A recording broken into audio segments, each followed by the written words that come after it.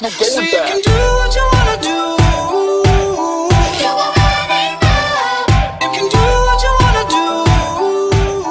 Hello artists, and welcome to day 30 of 365. This is Dalene FM, and today we're going to be talking about the last of our principles of art, rhythm and movement. It is one principle, it's not two separate ones. There's rhythm and movement. There's a couple of different ways of looking at rhythm and movement, and we're going to go through them all briefly today. Rhythm and movement is twofold. We've got actual and implied. Now that's talking about the movement within the painting itself, and then we've also got a thing called leading the eye. Again, when we talk about composition, we will talk about these things in more detail, particularly leading the eye, but for the moment I just want to draw your attention to what these things actually mean. Now, clearly actual movement is movement, paintings that are describing movement. Implied movement is the rhythm. It's paintings that will give you an emotional response related to a particular mood, possibly. And leading the eye is the way that the artist will guide the eye through the painting. So let's have a look at a couple of examples, and we'll discuss them in more detail according to the examples.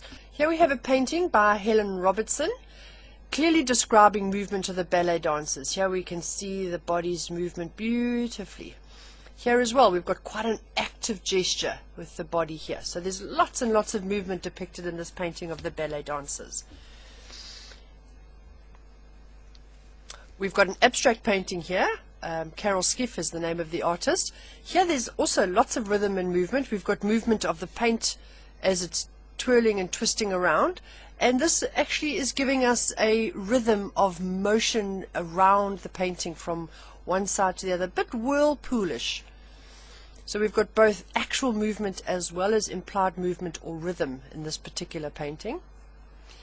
In this little landscape, it's giving us a peaceful rhythm. So we've got the rolling hills in the background, and we've got a couple of items, wildlife in the foreground here. So we've got this lovely peaceful rhythm. Little or no actual movement has been described in this painting. Here we've got a bit of movement here with the ripples of the boat that's been created in the water. We've also got the serenity of the scene, which is creating a lovely gentle rhythm. Now rhythm is something that will be an individual for each person that's looking at the painting, because it's going to be according to your own context. Somebody else might look at this and think it's not serene at all, because their context might be something completely different. I can't imagine what it would be, because to me it looks very serene and gentle. Here we've got a painting that is both serene and gentle, as well as creating lots of angst and movement. We've got the movement of the water coming down the little waterfalls here, so there's lots of rapid movement of water. We've got the jagged peaks in the background that is creating a nice harsh outline. And then we've got leading lines, which again we will discuss in composition, that is drawing your eye in that direction. So we've got both serenity as well as action, as well as the movement of the eye moving through the painting. So there's lots going on in that painting. Although it's a still scene, there's lots of action going on.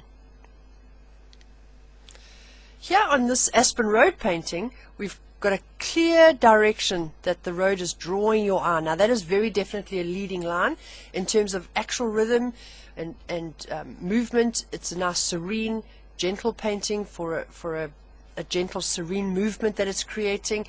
And there's little or no movement at all, unless you can imagine possibly the leaves bristling in the wind. There's not a lot of actual movement. The movement is more implied movement. The movement of the viewer's eye down the road is possibly the strongest movement in this painting. And here we have a couple of paintings by oh, look, it's mine. We've got a pair of dancers here. There's a gentle dancing motion going on here, but it is very definitely movement, physical movement, but there's also a serenity. You can almost imagine the classical music playing in the background. It's quite soft, as opposed to something like this where we've got a hip-hop dancer. The music is clearly going to be much more active. He's much more active, and the look on his face describes his movement quite obviously as well. So there's both an action going on in here, active movement, as well as a mood that is being expressed. Two completely different moods in these two paintings. In this one here that I painted of my daughter walking down a little gravel road in Botanic Gardens in Durban, this one has got movement in it. You can see her leg is coming forward, so she's obviously walking, but she's walking quite gently. There's not a long stride in her gait, but the serenity of the painting also describes a soft, gentle, emotional response that one has to this painting. So the rhythm is nice and slow and gentle. So like I said in the beginning, there's actually quite a lot to rhythm and movement. This is just an introductory. When we go on to talking about composition, we'll go into leading lines, particularly in a much more active way, and how artists use leading lines to guide the viewer's eyes through the paintings. We've seen a little bit of it here, but we'll touch on it, like I say, in much more detail when we go into the actual composition. What I wanted to draw your attention to here was the different types of movement. Effectively, when an artist chooses to paint actual movement, or when an artist chooses to paint a mood that creates an implied movement, a movement almost that is emotional, and movement that is created through the painting by the artist of the viewer's eye. So artists, that is a brief introduction of rhythm and movement. We've now gone through all the principles briefly. Some of them we've concentrated on in more detail when it was necessary, but mostly we've gone through them quite briefly. From tomorrow onwards, we're going to start talking about how all these different principles can be put together to create good composition.